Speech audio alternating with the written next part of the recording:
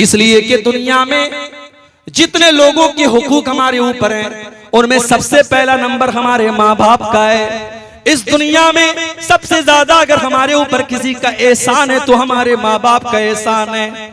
माँ को देखो, 9 महीने अपने पेट में रखती है, 9 महीने अपने पेट में रखने की तकलीफ आपकी माँ बर्दाश्त करती है। और जब 9 महीने पूरे हो जाते हैं, उस बच्चे को अपनी जान पर खेल करके, अपनी जिंदगी को दांव पे लगा करके वो माँ जन्म देती है। बच्चा पैदा हो जाता है। अल्लाह ताला ने ये सिस्टम बनाया कि उसी माँ के बदन में उसके खून जिगर को अल्लाह ताला ने बच्चे की खुराक बना दिया। वो माँ 2 साल तक अपने बच्चे को अपना खून जिगर दूध की शक्ल में पिलाती है। मेरे प्यारे साथियों, उस माँ के एहसानात को तुम कभी नहीं चुका सकते।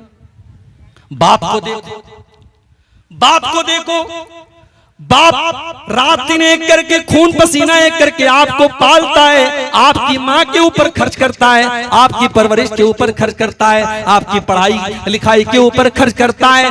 बाप अगर इस दुनिया से चला जाए तो बच्चा यतीम माना जाता है। बच्चे को दुनिया में कोई सहारा देने वाला नहीं होता है। बाप बहुत बड़ी छाया होती है, बाप अपने बच्चे के लिए बहुत बड़ा सहारा होता है।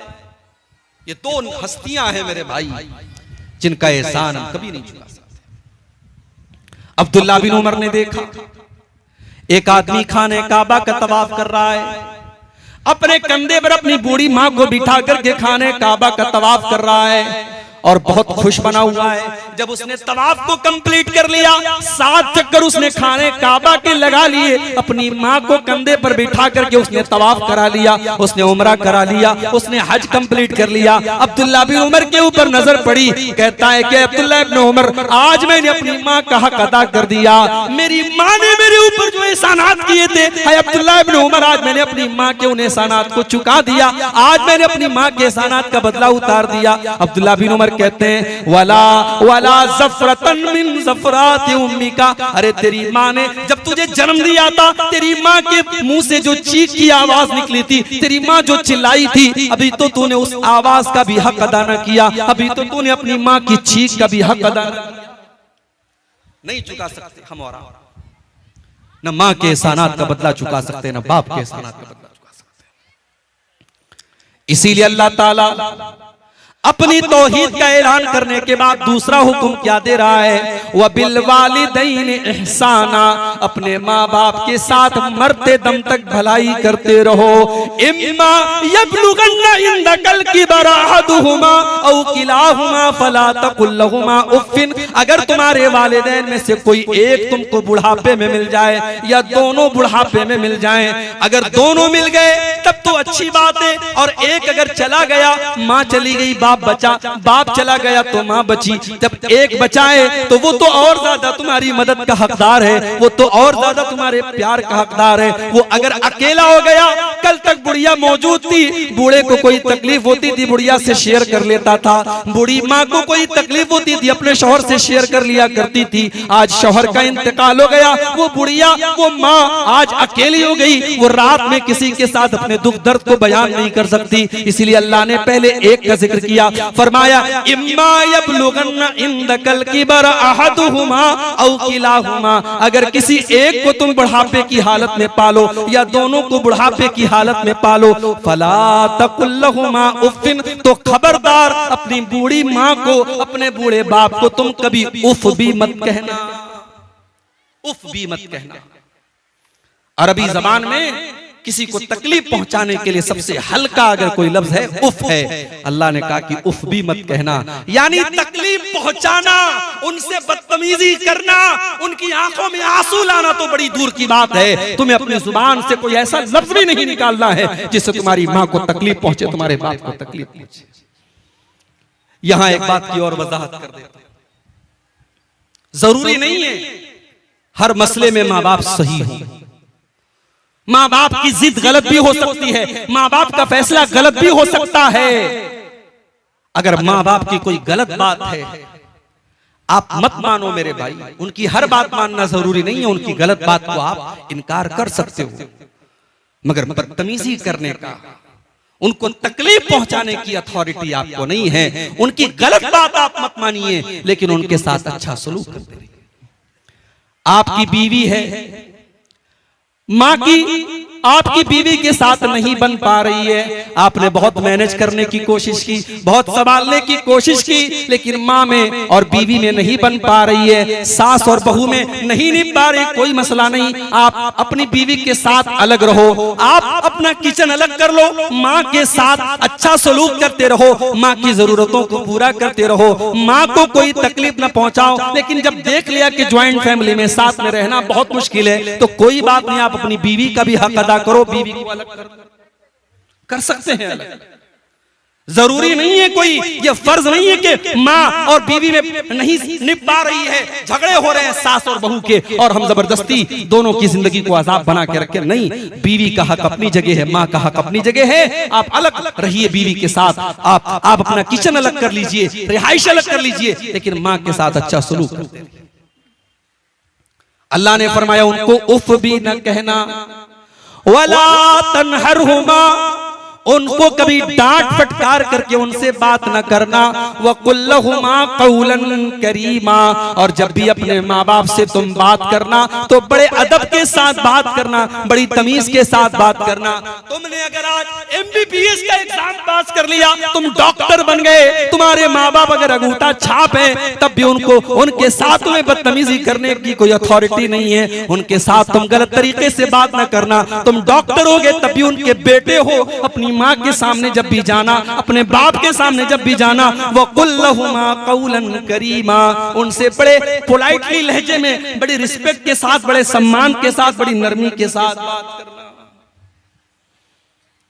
और आगे क्या फरमाया, वक़्फ़िज़ लहुमा जनाहज़्ज़ुल्लि मिनर रहमा, जिस तरीके से परिंदा आसमान से जब उतरता है, जमीन पर जब आता है तो अपने परों को समेट लेता है, अपने माँ बाप के लिए अपने परों को समेट लिया करो, यानी अपने माँ बाप के लिए अपने आप को टाइट ना बनाओ, अपने आप को हार्ड ना बनाओ।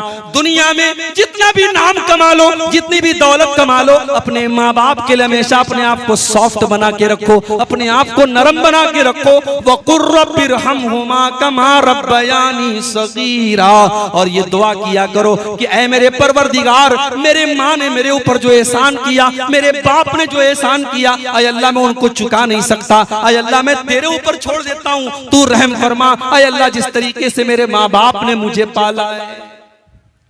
मगर आज का नौजवान तो माशाअल्लाह मोबाइल चलाने में एक्सपर्ट है, मोबाइल चलाने में एक्सपर्ट है, लेकिन अपनी माँ और बाप के मरने के बाद इस काबिल भी नहीं है कि जनाजे की नमाज खड़े होकर के अपने माँ बाप की जनाजे की नमाज पढ़ सके। अरे ऐसी औलाद से तो बेऔलाद बेहतर है। अगर बाप मर गया और माँ मर गई और औलाद अगर इस काबिल भी नहीं है कि अपने माँ बाप की जनाजे की नमाज खड़ी होकर के पढ़ सके, तो ऐसी औलाद किस काम की? कम से कम इस लायक बनो कि कल माँ दुनिया से चली जाए, कल बाप दुनिया से चला जाए, तो खड़े होकर के जनाजे की नमाज में अपने बाप के लिए, अपनी माँ के लिए मग़फ़िरत की दुआ कर सकते। और मेरे भाइयों, ये मदरसे, ये छोटे छोटे मदरसे हैं ना, इनको हकीकत, ये मदरसे बंद हो गए तो आपके बच्चों को जो छोटी छोटी जो दुआएं आती हैं, ये दुआएं भी कोई सिखाने वाला नहीं। कम से कम इसी बहाने आपके बच्चे ठीक है, मदरसे के बाद आगे की तालीम नहीं हासिल कर सके, स्कूल में चले गए, कॉलेज में चले गए, लेकिन अगर उनकी बुनियाद मजबूत है, उन्होंने प्राइमरी तक और उसके बाद तो 4 दर्जे अगर इन मदरसों में पढ़ा होगा आपके लड़कों ने, आपकी लड़कियों ने, आपकी बच्चियों ने, तो इंशाअल्लाह वो इस लायक तो रहेंगे कि जब जिंदगी में हाथ उठाएंगे तो अपनी माँ बाप, अपने माँ बाप के लिए मग़फ़िरत की दुआ कर सकेंगे। और एक बात बोलूं, माँ बाप के लिए मग़फ़िरत की दुआ करना ये भी बड़े नसीब की बात है। सबको नसीब नहीं होता है ये।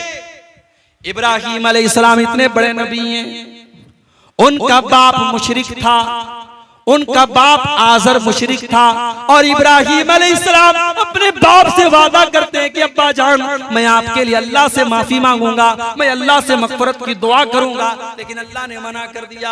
अल्लाह ने कहा नहीं, ऐ इब्राहीम, तुम्हारा बाप मुशरिक है और मुशरिक के लिए मग़फ़िरत की दुआ नहीं की जा सकती। इब्राहीम अलैहिस्सलाम चाह करके भी अपने बाप के लिए मग़फ़िरत की दुआ नहीं कर सके। हमारे प्यारे नबी, अल्लाह के आखिरी नबी अपनी माँ के लिए मग़फ़िरत की दुआ करना चाहते थे। आपने अल्लाह से इजाजत मांगी, अल्लाह ने इजाजत नहीं दी। फिर आपने इजाजत मांगी, अय अल्लाह मैं अपनी माँ की कब्र पर जाना चाहता हूँ। अल्लाह ने इजाजत दी, आप अपनी माँ की कब्र पे गए। 6 साल की उम्र में माँ को खोया था आपने, माँ का प्यार याद किया, माँ की ममता याद की, आपकी आंखें भर आईं, आपकी आंखों से आंसू बहने लगे। लेकिन आप इतने मजबूर थे, आप अपनी माँ के लिए मग़फ़िरत की दुआ नहीं कर पाए। मेरे भाइयों, अगर आज अल्लाह ने हमारे माँ बाप को मुसलमान बनाया है, हमारे माँ बाप को तौहीद वाला बनाया है, हम बहुत बड़े खुश नसीब हैं। हम अपनी माँ के मरने के बाद, अपने बाप के मरने के बाद कम से कम अपने माँ बाप के लिए मग़फ़िरत की दुआ तो कर सकते हैं। अपने माँ बाप के लिए अल्लाह ताला से माफी तो मांग सकते हैं। अगर माँ मुशरिक हो या बाप मुशरिक हो तो उनके लिए मग़फ़िरत की दुआ करना भी जायज नहीं है। तो ये छोटी सी दुआ है, याद कर लो, रब्बिरहमहुमा कमा रब्बयानी सगीरा। जब भी दुआ के लिए हाथ उठाया करो, ये दुआ जरूर मांगा करो, ऐ अल्लाह मेरे माँ बाप पर रहम फरमा, जिस तरीके से बचपन में उन्होंने मुझे पाला। 2 चीजें हो गई, अब तीसरी चीज। अच्छा, तीसरी चीज बयान करने के पहले अल्लाह ताला ने बीच में एक और बात बयान। कभी कभी ऐसा भी होता है कि हम अपने माँ बाप के साथ अच्छा सलूक करते हैं, मगर माँ हमसे खुश नहीं रहती, बाप हमसे खुश नहीं रहता। हमारा दिल साफ है, हम खुश रखने की कोशिश कर रहे हैं, लेकिन माँ नहीं खुश रह रही है, बाप नहीं खुश। उस सूरत में क्या किया जाए? अल्लाह ने इस सवाल का भी जवाब दे दिया। रब्बुकुम आलमु बिमा फी नुफूसिकुम इन तकूनु सालिहीना फइन्नहु काना लिल अव्वाबीन गफूरा।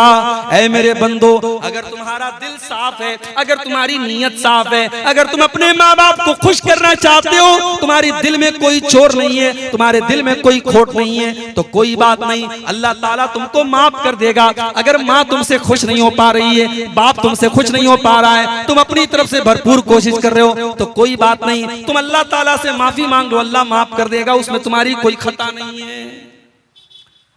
उसके बाद तीसरा हुक्म, व आतिज़ल कुर्बा हक़्क़हु वल मिस्कीन वब्नस सबील। अपने रिश्तेदारों को उनका हक दिया करो, और गरीबों को उनका हक दिया करो, और मुसाफिरों को उनका हक दिया करो। पहले रिश्तेदार का जिक्र किया, रिश्तेदार का जिक्र किया। भाई साहब, आप बड़े दान पुण्य करने वाले हैं, मदरसे में आपने 1 लाख रुपया चंदा दे दिया, आपका सगा भाई बीमारी में मुब्तला हो गया, कैंसर जैसी बीमारी में मुब्तला हो गया, हॉस्पिटल में लाखों का खर्च है, बैंक से लोन लेकर के वो बेचारा इलाज करवा रहा है, और आपको अल्लाह ने करोड़ों नवाजा है, आप अपने भाई की मदद नहीं कर पाए। ऐसी दौलत किस काम की? आपने मदरसों में, मस्जिदों में और गरीबों को बहुत दिया। अगर आपका अपना रिश्तेदार, आपका भाई, आपका भतीजा, आपका कोई करीबी रिश्तेदार है और वो अगर जरूरतमंद है, तो वो सबसे ज्यादा हकदार है आपकी ज़कात का, आपके सदका खैरात का, आपके दान का। अल्लाह के नबी फरमाते हैं, अस्सदक़तु अला ज़िर्रहिम सिंतान सदक़तुन व सिलतुन। अगर अपने रिश्तेदार को ज़कात दोगे, अपने रिश्तेदार को सदका दोगे, तो डबल सवाब मिलेगा, ज़कात का भी सवाब मिलेगा, सदका का भी सवाब मिलेगा, और रिश्तेदार के साथ रिश्ता जोड़ने का भी सवाब मिलेगा। आपके माल में रिश्तेदार का भी हक है मेरे भाई। इसलिए जब मदद करो तो रिश्तेदारों को खास तौर से तरजीह दो कि आपके रिश्तेदारों में कौन जरूरतमंद है। उसके बाद फरमाया वल मसाकीन, और गरीबों की मदद करो, वब्न सबील, और जो मुसाफिर बन करके तुम्हारे घर पे आया है, मेहमान बन के घर पे आया है, उस मेहमान की इज्जत करो, उस मुसाफिर को अगर मदद की जरूरत है उसकी मदद करो। यहां तक कि अगर कोई मुसाफिर आया है, जरूरतमंद है, तो आप ज़कात की रकम में से भी उसकी मदद कर सकते हैं। अल्लाह ने ज़कात के फंड्स में से भी मुसाफिर का जिक्र किया है। अगर कोई मुसाफिर है, सफर में बेचारा लुट गया, पिट गया, तो उसकी मदद आप ज़कात की रकम से भी दे सकते हैं। तो ये तीसरा हुक्म अल्लाह ने दिया कि रिश्तेदार को दो, गरीबों को दो, और मिस्कीनों को। चौथा हुक्म, वला तुबज़िर तबज़ीरा। और ऐ मेरे बंदो, तुम फजूल खर्ची न करना, तुम नाजायज जगहों पर पैसे खर्च न करना, हराम जगहों पर अपना माल खर्च न करना। यहां अल्लाह ने क्या लफ्ज इस्तेमाल किया? तबजीर। आप लोग खेती करने वाले किसान लोग हैं, आप बड़ा अच्छे तरीके से समझेंगे इसको।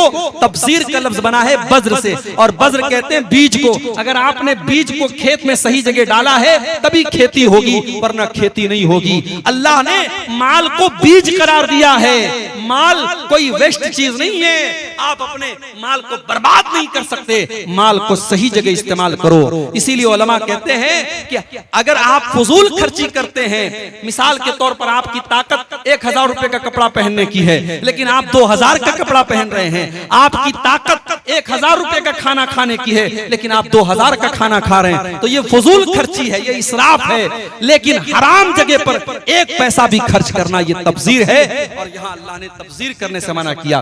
फरमाया वाला तो बज़िर तब्जीरा, नाजायज जगहों पर, हराम जगहों पर अपना माल खर्च न करना।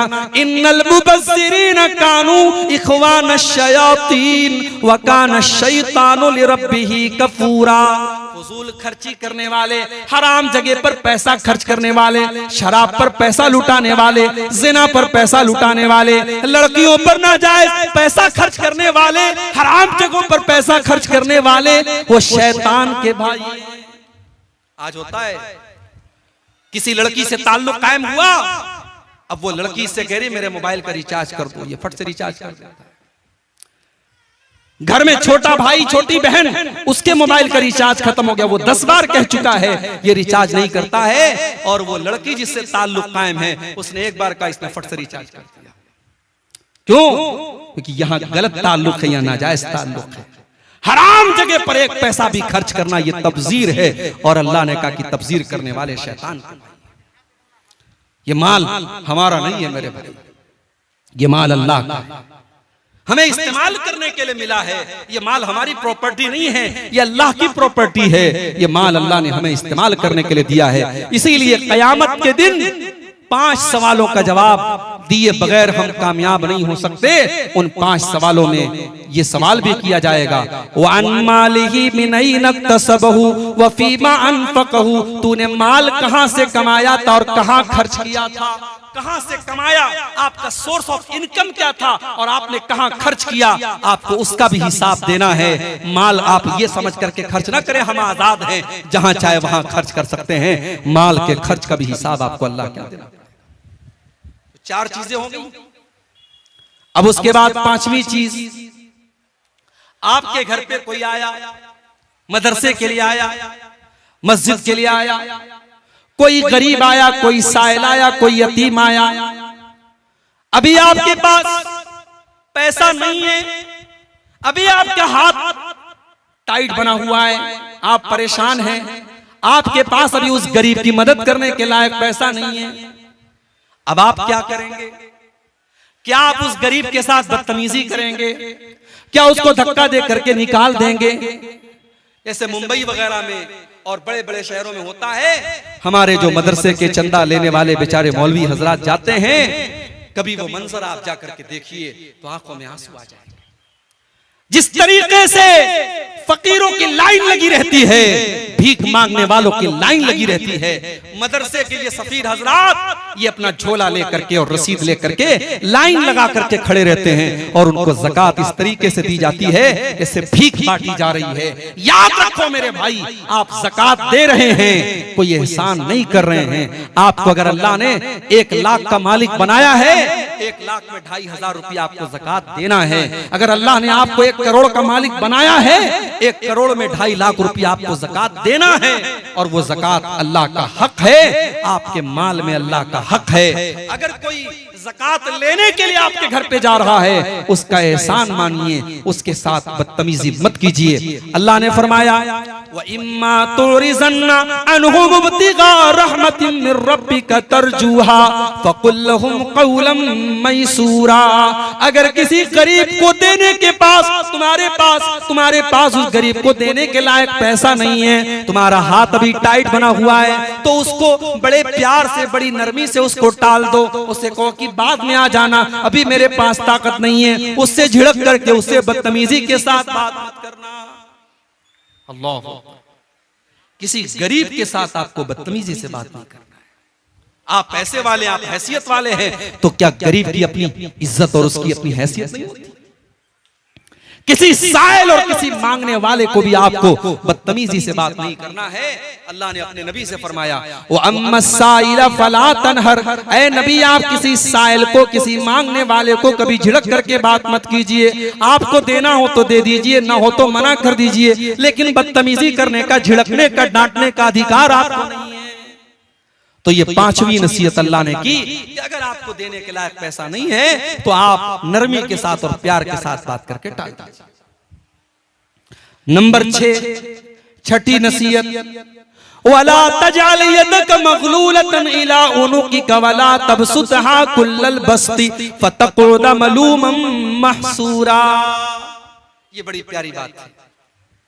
अल्लाह ने कहा कि अपने हाथ को अपनी गर्दन में बांध कर मत रखो, इतने टाइट मत बन जाओ, इतने कंजूस मत बन जाओ कि बीवी अपने जायज नमक लाना है, तेल लाना है, आटा लाना है, उसके लिए भी तुम्हारी जेब से पैसा नहीं निकलता। बच्चों की किताब कॉपी लाना है, कलम लाना है, जरूरत की चीजें लाना है, उसके लिए भी तुम्हारी जेब से पैसा नहीं निकल रहा है। पैसा है लेकिन तुम नहीं दे रहे हो, इतने बखील भी मत बनो। और एक मसला बता दे रहा हूं, शौहर अगर बीवी की जायज जरूरतों को पूरा नहीं कर रहा है, हमारे शौहर हजरात नाराज ना हो, हदीस की रोशनी में मसला बयान कर, अगर शौहर बीवी की जायज जरूरतों को पूरा नहीं कर रहा है, उसका खर्च नहीं दे रहा है, तो बीवी शौहर को बताए बगैर उसके पॉकेट में से, उसकी तिजोरी में से, उसके पर्स में से पैसा ले सकती है। बीवी चुरा सकती है बीवी शौहर का पैसा, कब? जब शौहर बीवी का जरूरी खर्च पूरा नहीं कर रहा है, शौहर के पास पैसा है फिर भी खर्च नहीं कर रहा है, तो बीवी बगैर बताए ले सकती है। अब कल से ऐसा ना हो कि साहब आपके पर्स में से 500 के नोट गायब होने लगे और आप बीवी से पूछे तो कि अब्दुल गफ्फार साहब ने मसला बता दिया है, मैंने ले लिया है। ये गलत तरीका नहीं अपनाना है। मैंने कह दिया जहां जरूरत है वहां ले सकती है। हजरत अबू सुफियान रज़ी अल्लाह तआला अन्हु की बीवी अल्लाह के नबी के पास आती हैं और कहती है, अल्लाह के नबी मेरे शौहर बहुत कंजूस हैं, बखील हैं, हमारी जायज जरूरतों के लिए भी पैसा नहीं देते हैं, क्या मैं उनकी इजाजत के बगैर उनसे पैसा ले सकती हूँ? अल्लाह के नबी ने कहा हाँ ले सकती हो। तो बीवी शौहर अगर कंजूस और बखील है, बास शौहर बेचारे बड़े कंजूस होते हैं, अल्लाह ताला हिफाजत करे, और वो अपने बच्चों की जायज जरूरतों को भी पूरा नहीं करते हैं, तो ऐसी कंजूस शौहरों की बीवियां उनकी तिजोरी में से पैसा बगैर बताए ले सकती हैं। अल्लाह ने कहा कंजूस भी मत बनो, वला तबसुतहा कुल्लल बस्ती फतकुद मलूमम महसूरा, और अपने हाथों को इतना फैला भी न देना कि बाद में तुमको मोहताज हो जाना पड़े। अपनी चादर के बराबर तुम अपना पैर फैलाना, उससे ज्यादा तुम फैलाओगे तो तुम्हारी चादर खुल जाएगी, तुम बेआबरू हो जाओगे, बेइज्जत हो जाओगे। अपनी लिमिट से ज्यादा खर्च ना करना। एक मसला अक्सर पूछा जाता है, मौलवी साहब क्रेडिट कार्ड इस्तेमाल करना कैसा है? आजकल क्रेडिट कार्ड पर बड़े ऑफर भी आते हैं।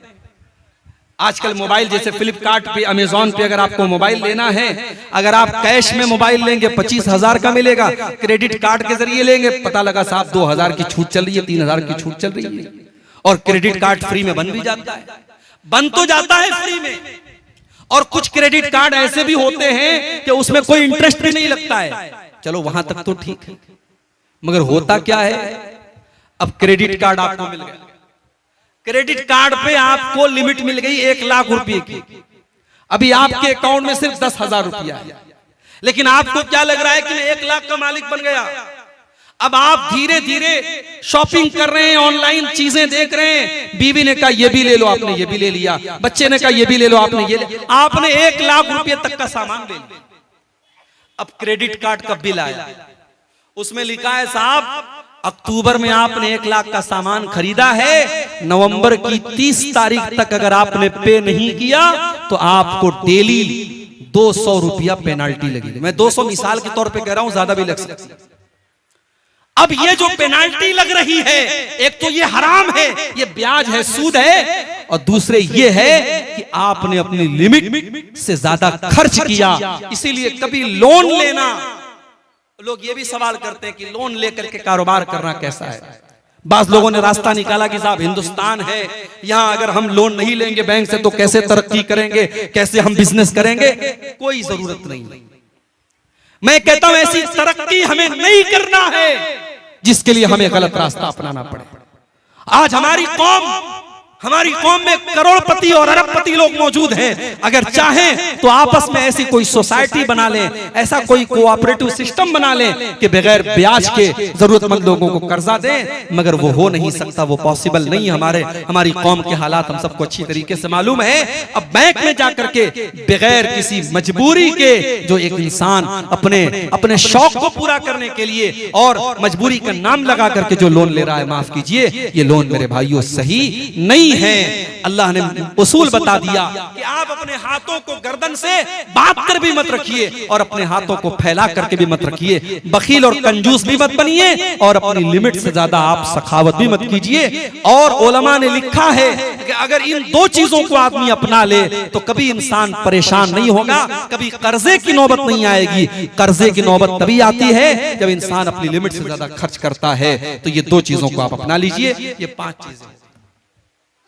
नंबर 6, अच्छा 5वीं चीज को बयान करने के बाद अल्लाह ने एक और बात बयान की। इन्ना रब्बका यबसुतुर रिज़्क़ लिमन यशाउ व यक़दिर इन्नहु काना बिइबादिही खबीरन बसीरा। ऐ दौलत वालों, कहीं तुम्हारे दिल में ये एहसास ना पैदा हो जाए कि मेरे पास दौलत है इसलिए मैं बहुत अच्छा हूं, और किसी गरीब को ये ना लगे कि मेरे पास दौलत नहीं है इसलिए अल्लाह मुझसे नाराज हो गया है। नहीं, कभी कभी अल्लाह काफिरों को भी दौलत देता है, अल्लाह मुशरिकों को भी दौलत देता है, अल्लाह शराबियों को भी दौलत देता है, अल्लाह जानियों को भी दौलत देता है। इन्ना रब्बका यबसुतुर रिज़्क़ लिमन यशाउ व यक़दिर, अल्लाह जिसको चाहता है रोजी खोल करके देता है और जिसको चाहता है रोजी तंग कर देता है। अल्लाह की रोजी का निजाम उसके हाथ में है। आप जरूरी नहीं है कि आप अल्लाह को नाराज करें तो आपको रोजी न मिले, और जरूरी नहीं है कि आप बहुत मुत्तकी और परहेजगार है तो आपको रोजी मिले। रोजी का सिस्टम अलग है। अल्लाह ने कारून को भी दौलत दी थी, अल्लाह ने फिरौन को भी दौलत दी थी। तो दौलत का निजाम अल्लाह ने अपने हाथ में रखा है। उसकी वजह से कोई ये ना समझे कि दौलत वाले से अल्लाह बहुत खुश है और गरीब से अल्लाह नाराज है, ऐसा नहीं। तो 5 चीजें हो गई। नंबर 6, वला तक़तुलू औलादकुम खशियत इमलाक। और ऐ ईमान वालों, अपने बच्चों को तुम कत्ल न करना फाका कशी के डर से। अपने पेट के लिए अपने बच्चों को कत्ल न करना। नहनु नर्ज़ुकुहुम व इय्याकुम, तुम्हारे बच्चों को भी रोजी हम देते हैं और तुमको भी रोजी हम ही देते हैं। इन्न क़त्लहुम काना ख़ितअन कबीरा, औलाद को कत्ल करना बहुत बड़ा गुनाह है। उस जमाने में लड़कियां पैदा होती थी तो लड़कियों का बाप अपने हाथ से अपनी बेटी का गला दबा करके उसको कब्र में दफन कर देता था। अपने हाथ से बेटियों को धक्का दे करके गड्ढे में डाल देता था और जिंदा गाड़ देता था। उस समाज में ये जुल्म भी होता था। कुरान में अल्लाह बयान करता है, वइज़ा बुश्शिरा अहदुहुम बिल उन्सा ज़ल्ला वजहुहु मुस्वद्दन व हुवा कज़ीम। जब किसी बाप के घर में लड़की पैदा होती थी तो लड़की के बाप का चेहरा काला पड़ जाता था। यतवारा मिनल कौमी मिन सुई मा बुश्शिरा बिही, वो बेचारा अपना चेहरा अपनी कौम को दिखाता नहीं था। अयुमसिकुहु अला हुनिन अम यदुस्सुहु बित्तुराब, उसके सामने 2 रास्ता होता था। अगर बेटी को पाले तो समाज में जलील होना पड़ेगा, और दूसरा रास्ता ये कि अपने हाथों से अपनी बेटी को जमीन के अंदर दफन कर दे, गाड़ दे। बेटियों को गाड़ दिया जाता था। ओ मेरी प्यारी माओ बहनों, आज तुम सवाल करते हो कि इस्लाम ने हमको क्या दिया है, और मैं तुमको बताता हूँ इस्लाम ने तुमको जीने का अधिकार दिया है। 1400 साल पहले अरब की धरती पर और मक्के की धरती पर लड़कियों को पैदा होने के बाद मार दिया जाता था। मेरे नबी दुनिया में आए, आपने इस रिवाज को खत्म किया। आपने दुनिया वालों को बताया बेटी कलंक नहीं है, बेटी पाप नहीं है, बेटी बोझ नहीं है, बेटी तो रहमत बन करके आती है। आपने बेटी को कत्ल करने वाले बाप से कहा, वइज़ल मऊदतु सुइलत बिअय्यि ज़म्बिन क़ुतिलत, ऐ बेटियों के कातिलों, ऐ बेटियों को कत्ल करने वालों, कल कयामत के दिन अल्लाह की बारगाह में तुमको हिसाब देना पड़ेगा। तुमने बेटी को क्यों मारा, तुमने बेटी को क्यों कत्ल किया, तुम्हें अल्लाह के हिसाब देना पड़ेगा। मेरे नबी ने दुनिया वालों को यह भी पैगाम दिया, मन आला जारियतैनी, जिसको अल्लाह ने 2 बेटियां दे दी और 2 बेटियों को उसने अच्छे तरीके से पाला पोसा, यहां तक के बेटियां जवान हो गईं। जा यौमल क़ियामति अना व हुवा कहातैन, आपने अपनी दोनों उंगलियों से इशारा करके फरमाया कि 2 बेटियों की परवरिश करने वाला कल कयामत के दिन अपने नबी के साथ जन्नत में जाएगा। जिस तरीके से ये दोनों उंगलियां एक दूसरे के साथ जुड़ी हुई हैं, वो जन्नत में अपने नबी के साथ जाएगा। जब मेरी तीसरी बेटी पैदा हुई तो मेरे बास दोस्तों ने कहा कि आपकी तो जन्नत पक्की हो गई। मजाक के तौर पे कहा, लेकिन हकीकत में अगर इस हदीस की रोशनी में देखो तो 2 बेटियों की सही परवरिश करने वाले को अल्लाह के नबी जन्नत की बशारत सुना रहे हैं। मगर आज क्या हो रहा है, 2023 चल रहा है, हमारा भारत चांद पर पहुंच गया, चंद्रमा के ऊपर हमारा नाम, भारत का नाम पहुंच गया। मगर आज 2023 में भी भारत के अंदर सरकार को स्कीम निकालनी पड़ती है, बेटी पढ़ाओ बेटी बचाओ। बेटी बचाओ का नारा क्यों लगाना पड़ता है, कभी आपने गौर किया? क्योंकि हर साल हमारे भारत देश में हजारों नहीं लाखों की तादाद में बेटियां अपनी मां के पेट में एबॉर्शन के जरिए मार दी जाती। डॉक्टरों के यहां लिखा हुआ देखा होगा आपने, हमारे यहाँ लिंग की जांच करना अपराध है। हमारे यहाँ यानी माँ के पेट में लड़का है कि लड़की, हमारे यहाँ जांच नहीं होती है, लिखा होता है। मगर टेबल के नीचे डॉक्टर लोग भी सेटिंग कर लेते हैं, अल्ट्रासाउंड होता है, पता चला लड़की पैदा होने वाली है।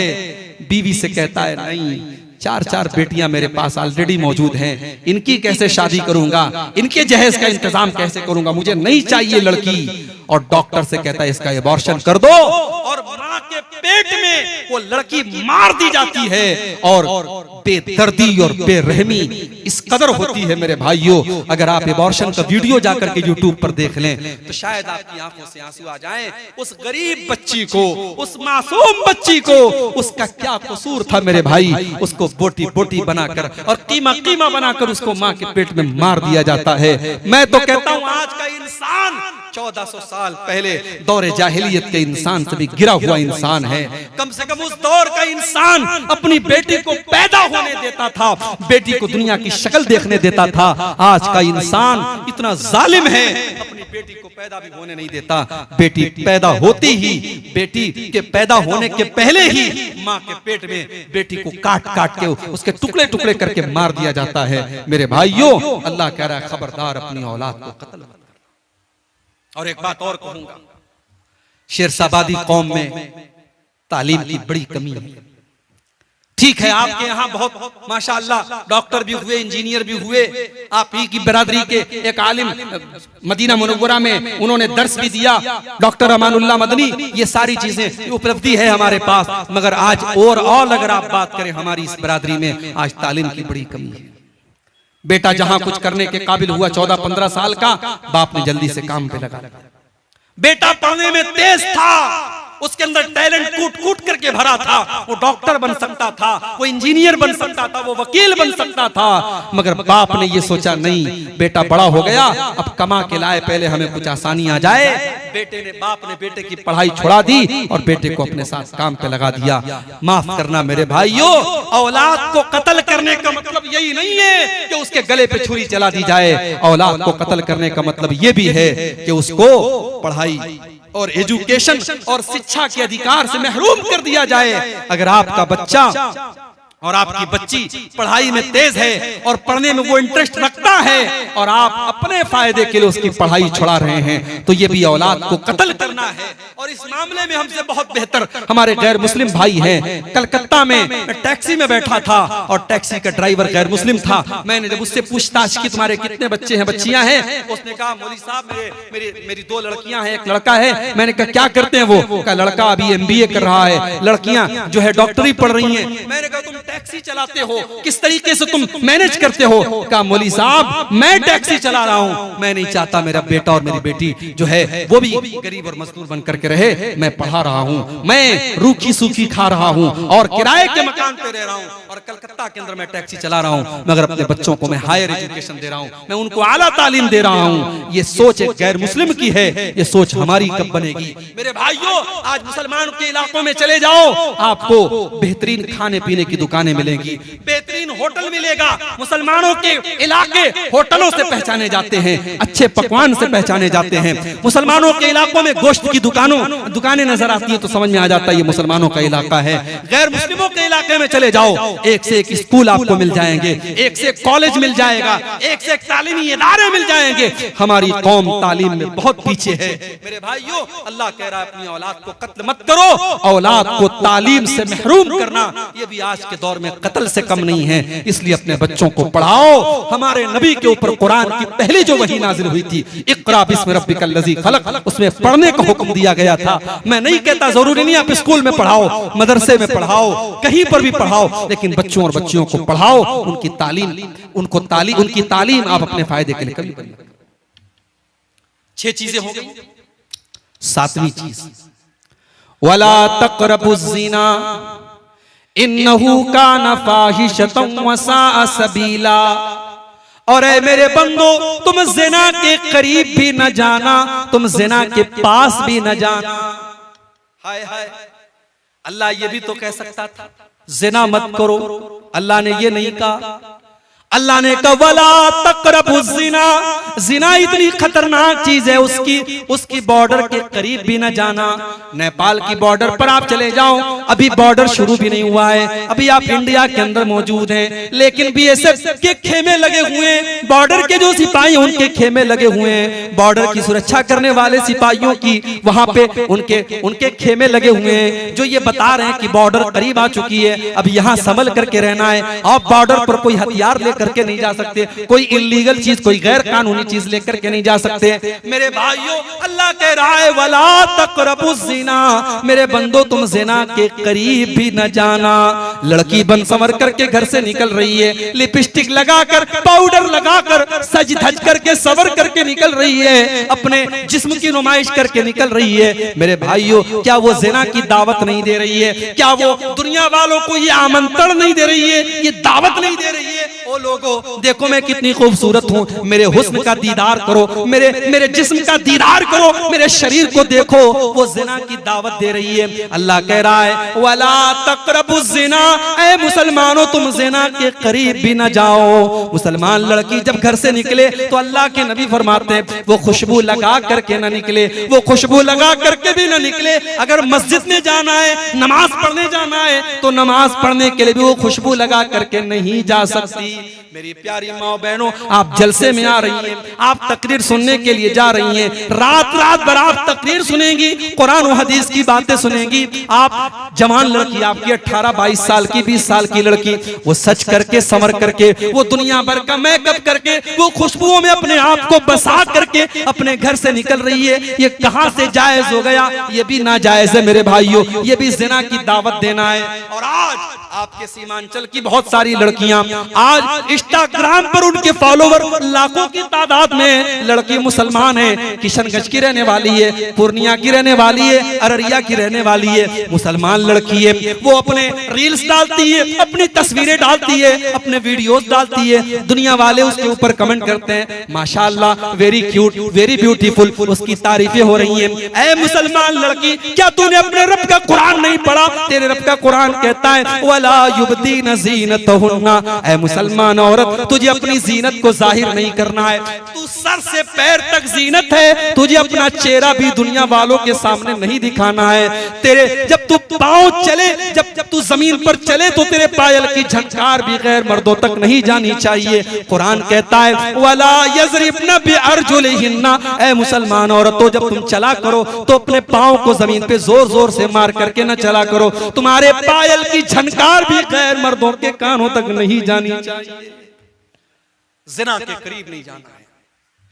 घर में ज्वाइंट फैमिली सिस्टम है, देवर भी उसी घर में रहता है, भाभी भी उसी घर में रहती है। भाभी किचन में काम कर रही है, देवर जाके हंसी मजाक कर रहा है, भाभी को टच कर रहा है, भाभी को छू रहा है, भाभी से वल्गर बातें कर रहा है, भाभी को भी कोई फर्क नहीं पड़ रहा है। भाभी देवर के सामने जैसे तैसे बैठी हुई है, जैसे तैसे अपने कपड़े को संभाल भी नहीं रही है। क्या ये ज़िना की दावत देना नहीं है? मेरे भाइयों, अल्लाह के नबी फरमाते हैं, इय्याकुम वद्दुखूल अलन निसा, जो औरतें तुम्हारे लिए गैर महरम है, गैर महरम औरतों से अकेले में न मिला करो, तन्हाई में न मिला करो। देवर अपनी भाभी से अकेले में न मिले, जीजा अपनी साली से अकेले में न मिले, तन्हाई में न मिले। क्यों? साहबा ने पूछा, अल्लाह के नबी, क्या देवर अपनी भाभी से भी नहीं मिल सकता? क्या जीजा अपनी साली से भी नहीं मिल सकता? आपने फरमाया, अलहम व अल मौत, देवर अपनी भाभी के लिए मौत के समान है, जीजा अपनी साली के लिए मौत के समान है। आज कितने रिश्तों में आज जीजा साली के दरमियान अवैध संबंध चल रहे हैं, कितने घरों में भाभी और देवर के बीच में नाजायज ताल्लुकात पनप रहे हैं। मेरे भाइयों, कुरान कह रहा है, वला तक़रबुज़ ज़िना, तुम ज़िना के करीब भी न जाना। ये तो देवर तो गैर महरम है। लड़की जवान हो गई, अपने सगे भाई के सामने भी, अपने बाप के सामने भी, अपने ससुर के सामने बहू को भी अपना दुपट्टा अपने सीने पर रखना है। ये नहीं कि चलो ये तो मेरा बाप है, ये तो मेरा भाई है, ये तो मेरा बेटा है। कुरान कहता है, वल यज़रिबना बिखुमुरिहिन्ना अला जुयूबिहिन्ना, ऐ मुसलमान औरतों, अपने गरेबानों पर अपना दुपट्टा हमेशा रखा करो। अपने घर में अपने महरम रिश्तेदारों के सामने भी तुम्हें अपना दुपट्टा अपने सीने पर रखना है। लड़की कॉलेज जा रही है, ठीक है, कॉलेज में पढ़ाने वाला टीचर मर्द है, जेंट्स है, वहां उससे टीचर से बात करना है। लड़की दुकान पे सामान लेने गई, दुकानदार जेंट्स है, मर्द है, उससे बात करना है। किसी गैर महरम से बात करने की जरूरत पड़ गई, मोबाइल पर किसी कंपनी वाले का कॉल आ गया, किसी मर्द का कॉल आ गया, बात करना है। अब अल्लाह ने उस गैर महरम से, उस मर्द से औरत बात कैसे करेगी? अल्लाह ने उससे बात करने का सलीका भी कुरान में बताया। फरमाया, फला तक़ज़ाना बिल क़ौलि फ़यत्मअल्लज़ी फ़ी क़ल्बिही मरज़ुन, ऐ मुसलमान औरत, किसी गैर महरम से तू ऐसे लहजे में बात न कर कि उसके दिल में तेरे लिए पुलाव पकने लगे, उसके लिए तेरे दिल में उम्मीदें पलने लगे। तू कड़क लहजे में बात कर, तू सख्ती के साथ बात कर। तू किसी से मोबाइल पर भी अगर कभी बात करे तो तेरी बात में नरमी नहीं होनी चाहिए, तेरी बात में मिठास नहीं होनी चाहिए। सोशल मीडिया का जमाना है, लड़कियों की आईडी है फेसबुक के ऊपर, इंस्टाग्राम के ऊपर, इंस्टाग्राम की चैटिंग में आकर के लड़का कहता है, अस्सलाम वालेकुम मेरी बहन, ये कहती है वालेकुम अस्सलाम मेरे भाई। कभी अपने सगे भाई से इतने प्यार से बात नहीं की थी जितने ये इंस्टाग्राम वाले भाई से बात कर रही है। तो 4 दिन तक वो भाई रहता है, फिर वो कहता है, तुम्हारी आवाज सुनने का मन कर रहा है। ये इधर से वॉइस आवाज भेजती है, अपनी आवाज में कुछ बोल करके भेजती है।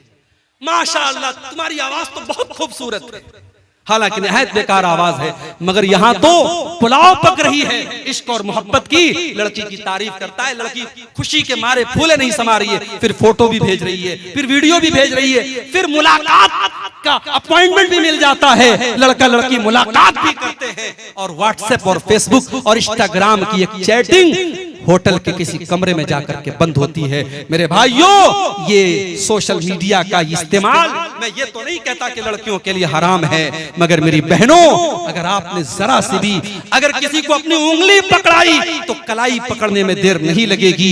ये मर्द औरत का रिश्ता चिंगारी की तरह है, इसलिए अल्लाह ने कहा, वला तक़रबुज़ ज़िना, ज़िना के करीब भी न जाना, अगर जाओगे तो जल करके भस्म हो जाओगे। इतना बड़ा गुनाह है ज़िना।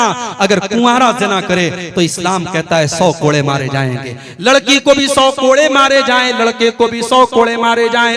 भारत का कानून कहता है अगर आपस की सहमति से ज़िना हुआ है तो उसमें कोई आपत्ति नहीं है, कोई गुनाह नहीं है। इस्लाम ये कहता है अगर ज़िना हुआ है, अवैध संबंध कायम हुआ है, निकाह के बगैर अगर रिश्ता कायम हुआ है, लड़के को भी 100 कोड़े मारे जाएं, लड़की को भी 100 कोड़े मारे जाएं।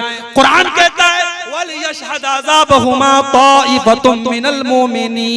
जब ज़िना की ये सजा दी जाए तो पब्लिक के सामने दी जाए, अलल ऐलान दी जाए, किसी बंद कमरे में न दी जाए। इतना बड़ा गुनाह है। और अगर जिना करने वाला शादीशुदा है, मैरिड है, विवाहित है, या वो औरत शादीशुदा है, किसी की बीवी है और उसने जिना किया है, तो इतना बड़ा गुनाह है कि अल्लाह के नबी कहते हैं पत्थरों से मार मार के रज्म कर दिया जाए, उस मर्द को खत्म कर दिया जाए, उस औरत को खत्म कर दिया जाए, उन्हें जीने का अधिकार नहीं है क्योंकि उन्होंने इतना बड़ा गुनाह किया है। लेकिन ये बात याद रखिए, ये सजा इस्लामी कानून के तहत दी जाएगी। आज हमारे मुल्क में चूंकि हमारे मुल्क का अपना कानून चलता है, अगर हमारे गांव वगैरह में अगर इस तरीके की कोई घटना हो जाए तो हम उसमें ये नहीं कि हम ये कानून नाफिज कर देंगे और सजाए मौत दे देंगे। हम भारत के कानून के दायरे में रह करके उसको जो सजा हो सकती है वो सजा दिलाने की और देने की कोशिश करेंगे। लेकिन ज़िना इतना बड़ा पाप है मेरे भाइयों, आप ये सोचिए कि इस्लाम ने शादीशुदा जानी अगर है तो सजाए मौत करार दी है। इसीलिए अल्लाह कह रहा है वला तक़रबुज़ ज़िना, तुम ज़िना के करीब भी ना जाओ। ये बहुत गंदा काम है और बहुत बुरा रास्ता है। 7 चीजें हो गई। नंबर 8, वला तक़्तुलुन नफ्सल्लती हर्रमल्लाहु इल्ला बिल हक़्क़ि, किसी निर्दोष की हत्या न करना, किसी बेकसूर को कत्ल न करना जिसको कत्ल करने की इजाजत इस्लाम ने तुमको नहीं दी है। फलस्तीन का मामला चल रहा है, हमें मालूम नहीं अंदर कौन कौन सी बातें। कहने वाले तो ये भी कहते हैं कि हमास नाम की जो एक तंजीम ऑर्गेनाइजेशन है, ये साल 2 साल में एक हमला कर दिया इसराइल के ऊपर। इसराइल हमास के मुकाबले में बहुत ज्यादा पावरफुल है।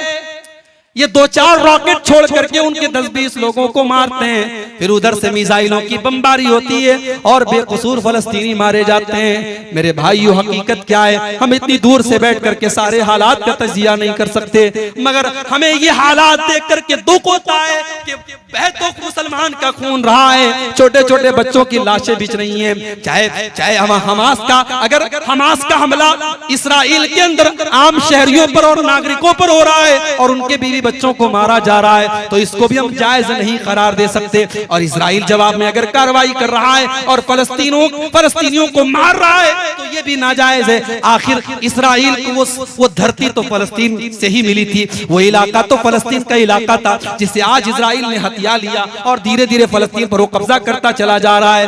याद रखो, आज मीडिया भी बिल्कुल एक तरफा आज फलस्तीन के खिलाफ और इसराइल की हिमायत में बोल रहा है, जबकि मीडिया वालों को ये जान लेना चाहिए इसी भारत में एक बहुत बड़े नेता हुए थे अटल बिहारी वाजपेयी। वो कांग्रेस के नेता नहीं थे, बीजेपी के नेता थे, उनकी विचारधारा अलग थी। उन्होंने उस दौर में एक बयान दिया था जो बहुत वायरल हो रहा है। उन्होंने कहा था कि भारत फलस्तीन के साथ खड़ा है और भारत का ये मानना है कि फलस्तीनियों को उनका हक मिलना चाहिए। आज हमारी हुकूमतों के मेयार बदल गए, आज मीडिया की जबान बदल गई। काश मीडिया वालों को कुरान की आयत कोई जाकर के बता दे, इस्लाम के ऊपर आतंकवाद का लेबल लगाने वालों, इस्लाम किसी आतंकवाद की दावत नहीं देता। इस्लाम तो कहता है वला तक़्तुलुन नफ्सल्लती हर्रमल्लाहु इल्ला बिल हक़्क़ि, किसी निर्दोष की हत्या करने का तुम्हें अधिकार नहीं है। किसी बेकसूर की हत्या आप नहीं कर सकते। ये सुसाइड बॉम्बिंग जायज नहीं है इस्लाम में। कोई गया किसी शॉपिंग मॉल में अपने आप को उड़ा दिया, 100 लोगों को मार दिया, ये इस्लाम में जायज नहीं है। मेरे भाइयों, किसी एक बेकसूर की हत्या पूरी मानवता की हत्या है। कुरान ये कहता है इंसान की जान की ये वैल्यू है इस्लाम के अंदर। अगर किसी एक इंसान की किसी ने हत्या कर दी तो हत्यारे को बदले में हत्या की जाएगी, कातिल को कत्ल किया जाएगा। वमन कुतिला मज़लूमन फक़द जअलना लिवलिय्यिही सुल्ताना फला युस्रिफ फिल क़त्ल इन्नहु काना मंसूरा। अगर कोई कत्ल हो गया तो उसके घर वालों को अल्लाह ने इजाजत दी है कि चाहे तो वो कातिल को कत्ल करवा दें, चाहे तो वो कातिल को कत्ल करवा दें, और चाहे तो कत्ल के बदले एक बहुत बड़ा अमाउंट जिसको दियत कहा जाता है वो दियत ले ले। ये अधिकार अल्लाह ताला ने जो इंसान कत्ल हुआ है, जो मकतूल है, उसके घर वालों को दिया है। तो ये 8वां हुक्म है मेरे भाइयों कि किसी की हत्या करने की हमें इजाजत नहीं। नंबर 9, वला तक़रबू मालल यतीम इल्ला बिल्लती हिया अहसन, और यतीम के माल के करीब न जाना, किसी यतीम का माल न हथियाना।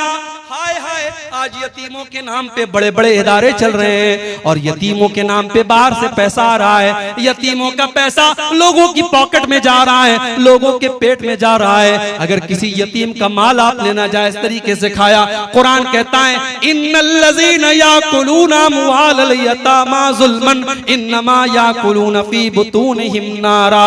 जो लोग यतीम का माल नाजायज तरीके से अपने पेट में भरते हैं वो जहन्नम की आग अपने पेट में भर रहे हैं। वसयस्लौना सईरा, और अनकरीब वो जहन्नम की आग में डाले जाएंगे। यतीम बेचारा बेसहारा होता है, उसका बाप नहीं होता। कोई थप्पड़ लगा के निकल जाए, कोई पूछने वाला नहीं तुझे थप्पड़ क्यों मारा गया। बाप बहुत बड़ी दीवार होता है मेरे भाई। बाप ना हो तो बच्चा यतीम हो जाता है, यतीम का कोई नहीं होता। मेरे नबी यतीम थे, पैदा हुए तो बाप नहीं थे। मेरे नबी से बढ़ के यतीम का दर्द कौन समझ सकता था। इसीलिए अल्लाह के नबी ने फरमाया अना वकाफिलुल यतीम कहातैन। आपने दो उंगलियों से इशारा करके फरमाया यतीम की परवरिश करने वाला, यतीम को पालने वाला जन्नत में मेरे साथ जाएगा। जैसे ये दोनों उंगलियां एक दूसरे के साथ मिली हुई हैं, यतीम की परवरिश करने वाला अल्लाह के नबी के साथ जाएगा। एक सहाबी आए अल्लाह के नबी के पास, कहा अल्लाह के रसूल मेरा दिल बड़ा सख्त है, मेरा दिल बड़ा हार्ड है, मेरा दिल मुझे बड़ा कठोर मालूम होता है, मैं क्या करूं। अल्लाह के नबी ने फरमाया इमसा बेरासिल यतीम, जाओ किसी यतीम के सर पे मोहब्बत से हाथ फेर दो, तुम्हारा दिल सॉफ्ट हो जाएगा, तुम्हारा दिल नरम हो जाएगा। ये यतीम का मकाम है मेरे भाइयों। कुरान कहता है वला तक़रबू मालल यतीम इल्ला बिल्लती ही अहसन हत्ता यबलुगा अशुद्दा। अगर कोई यतीम आपकी यतीम की परवरिश आपने अपनी जिम्मेदारी में ले ली है और यतीम का माल भी आपको मिला है, तो यतीम के माल में से खर्च न करो। जब यतीम बड़ा हो जाए, जब जवान हो जाए, उसका माल अमानत है, उसकी अमानत उसको लौटा देना। तो ये 9 चीज हो गई। नंबर 10 वअऊफू बिल अहद इन्नल अहद कान मसऊला। और ऐ ईमान वालो वादे को पूरा किया करो। अल्लाह ताला क्या तुमसे पूछा जाएगा तुमने वादे को पूरा किया कि नहीं किया। आज वादा कौन पूरा करता है?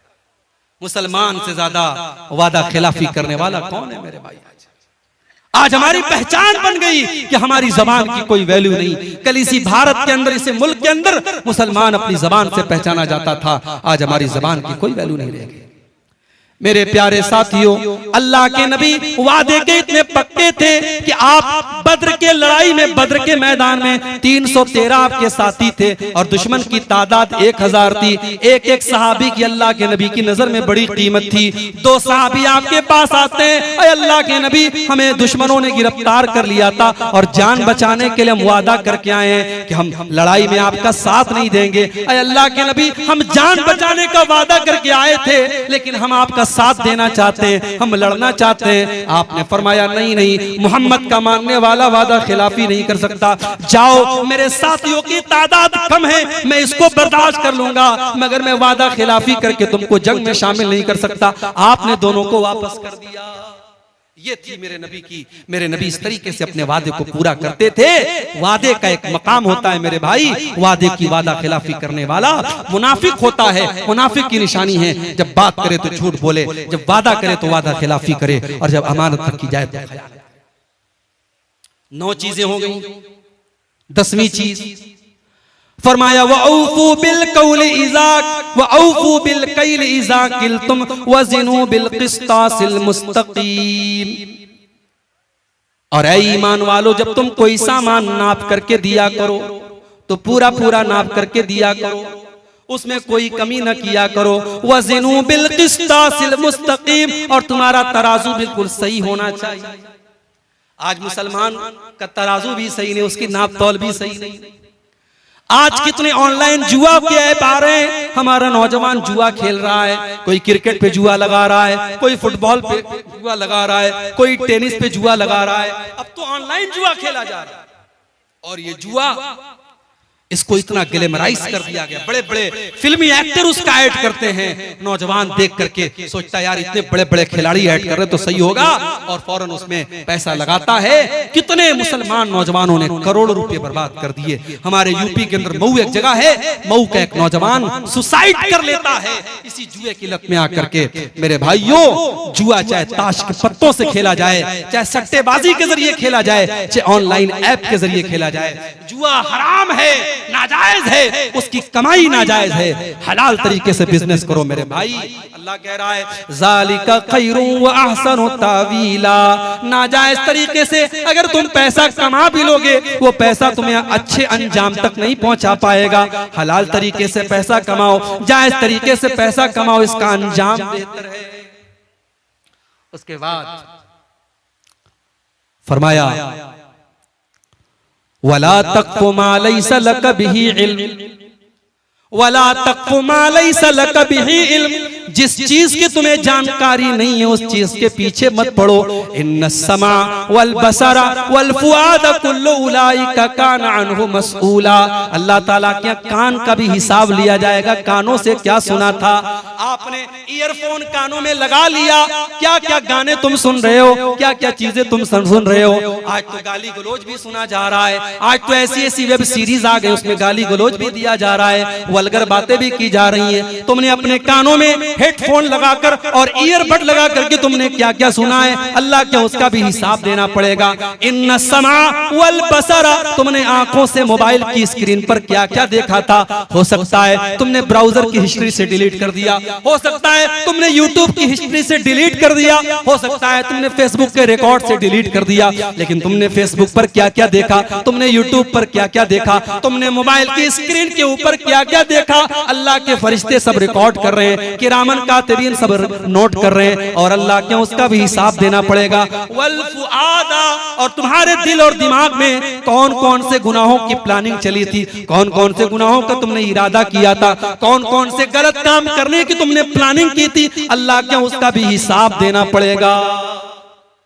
इस एक आयत को हम सामने रखें तो शायद मोबाइल का गलत इस्तेमाल करना हमारा नौजवान बंद कर दे। अल्लाह क्या हिसाब देना पड़ेगा मेरे भाई। कहीं ऐसा ना हो कि हमारे मोबाइल का गलत इस्तेमाल हमारी नेकियों को बर्बाद कर दे, हमारी नमाजों को बर्बाद कर दे, हमारे हज और उम्रे को बर्बाद कर दे। बड़ा नाजुक दौर है मेरे भाई। 3 साल के बच्चे से लेकर के 70 साल का बूढ़ा आज मोबाइल इस्तेमाल कर रहा है, और वो क्या देख रहा है मोबाइल पर, वो या तो उसका मोबाइल जानता है या उसका रब जानता है, और अल्लाह सब हिसाब लेगा। इन्न समा वल बसर वल फुआद कुल्लु उलाइका काना अन्हु मसऊला। तुम कानों से, आंखों से और दिल से क्या कर रहे हो, सबका हिसाब देना पड़ेगा। नंबर 14, वला तमशी फिल अर्ज़ि मरहा, और जमीन में तुम अकड़ करके न चला करो।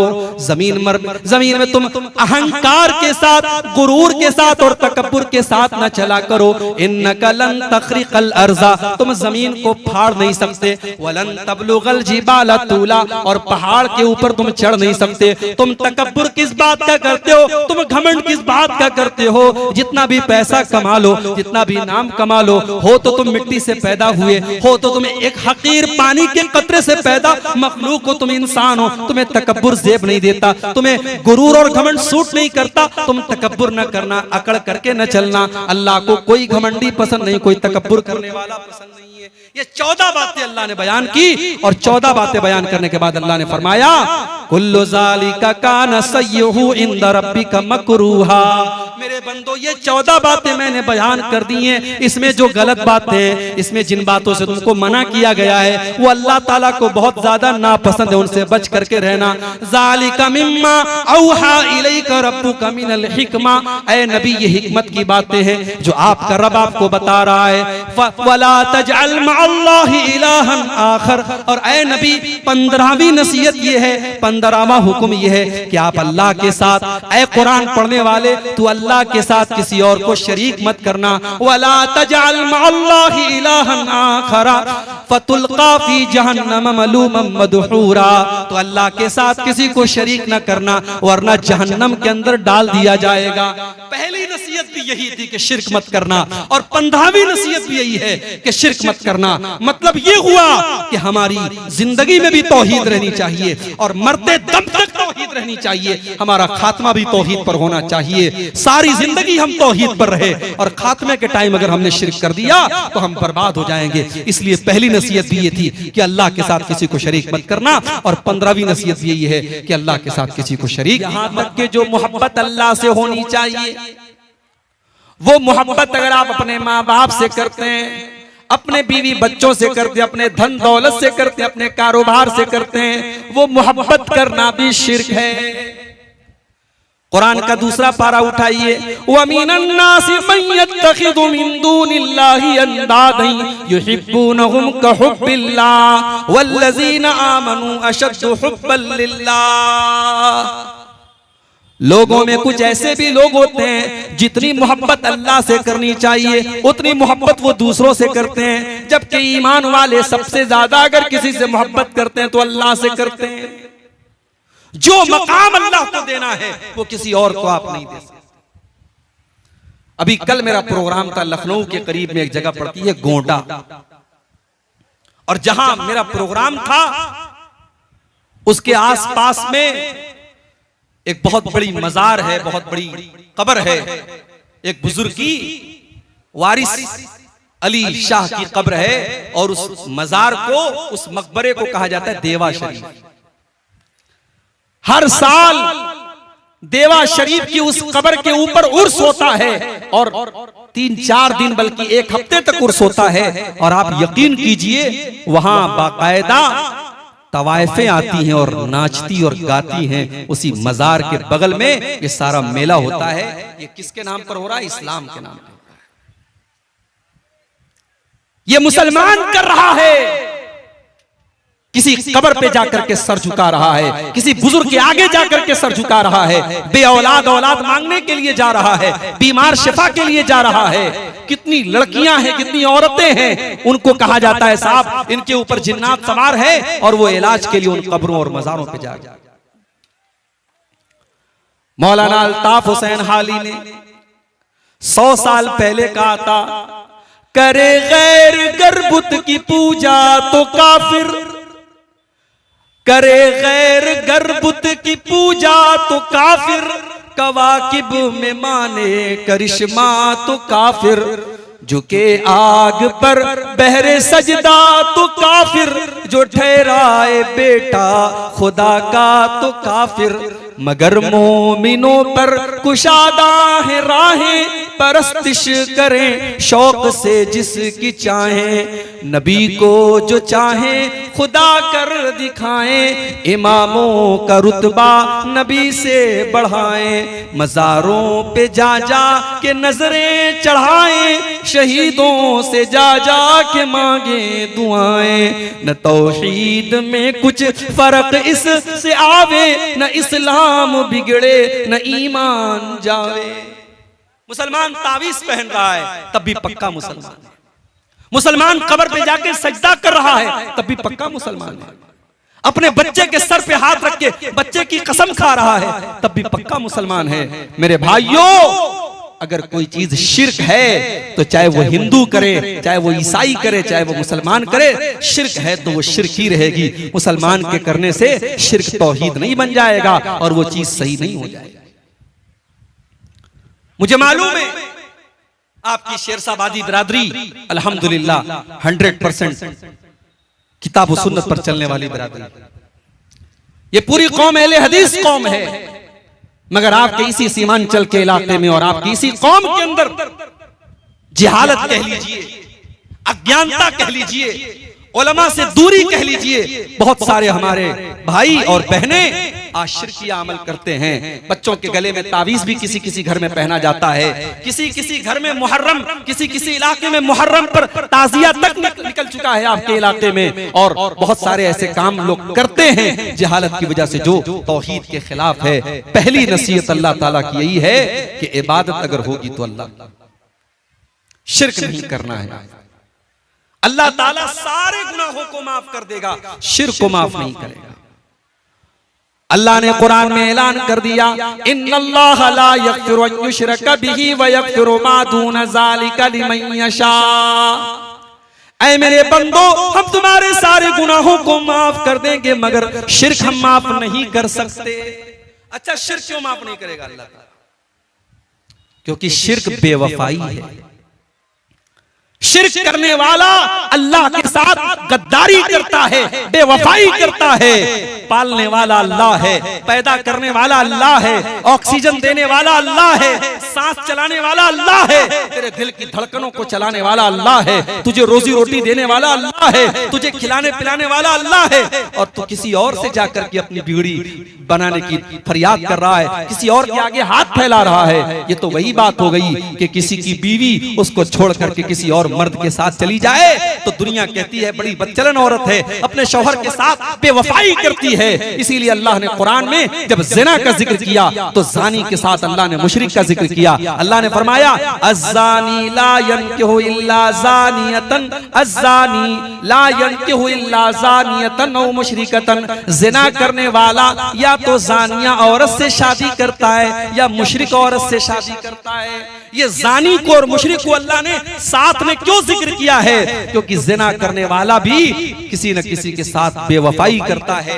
अगर वो शादीशुदा है, अगर वो औरत शादीशुदा है अपने शौहर के साथ, अगर वो मर्द शादीशुदा है तो अपनी बीवी के साथ बेवफाई कर रहा है। अगर शादी नहीं हुई है, कुंवारा है, या वो लड़की कुंवारी है तो अपने होने वाले शौहर के साथ वो बेवफाई कर रही है। अल्लाह ने इसीलिए ज़ानी और मुशरिक को एक साथ जिक्र किया है कि जिस तरीके से ज़िना करने वाला बेवफाई करता है अपने होने वाले शौहर और बीवी के साथ, वैसे ही एक मुशरिक, एक शिर्क करने वाला अपने खालिक के साथ, अपने रब के साथ बेवफाई करता है। तो पहली नसीहत अल्लाह ने की कि तुम मेरे साथ किसी को शरीक मत करो।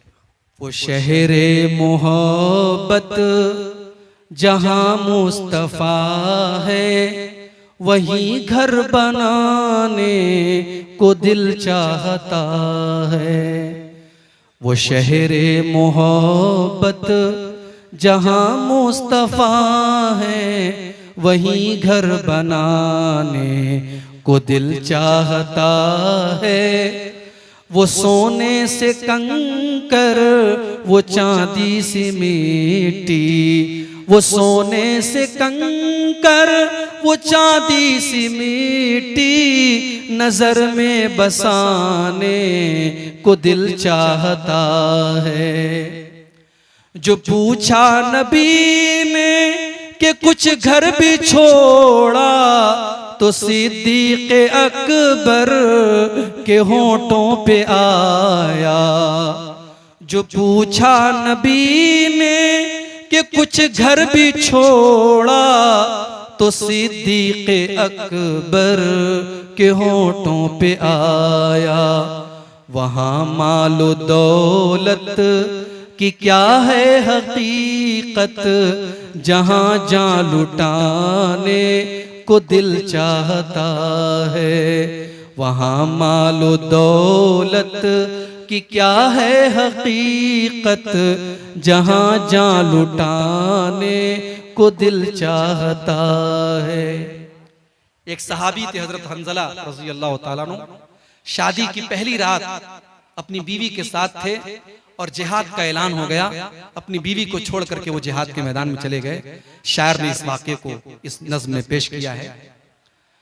जिहादे मोहब्बत की आवाज गूंजी, कहा हंज़ला ने ये दुल्हन से अपनी। जिहादे मोहब्बत की आवाज गूंजी, कहा हंज़ला ने ये दुल्हन से अपनी। अगर हो इजाजत तो जामे शहादत, लबों से लगाने को दिल चाहता है। अगर हो इजाजत तो जामे शहादत, लबों से लगाने को दिल चाहता है। हजरत उमर फारूक रजी अल्लाह ताला ने जब अल्लाह के नबी को देखा तो ईमान ले आए। उसको शायर ने पेश किया है। जो देखा है रूए जमाले रिसालत, तो ताहिर उमर मुस्तफा से ये बोले। जो देखा है रूए जमाले रिसालत तो ताहिर उमर मुस्तफा से ये बोले, बड़ी आपसे दुश्मनी थी मगर अब, बड़ी आपसे दुश्मनी थी मगर अब, गुलामी में आने को दिल चाहता है। वो शहरे मोहब्बत जहाँ मुस्तफा है, वहीं घर बनाने को दिल चाहता है। वो सोने से कंकर, वो चांदी से मिट्टी नजर में बसाने को दिल चाहता है।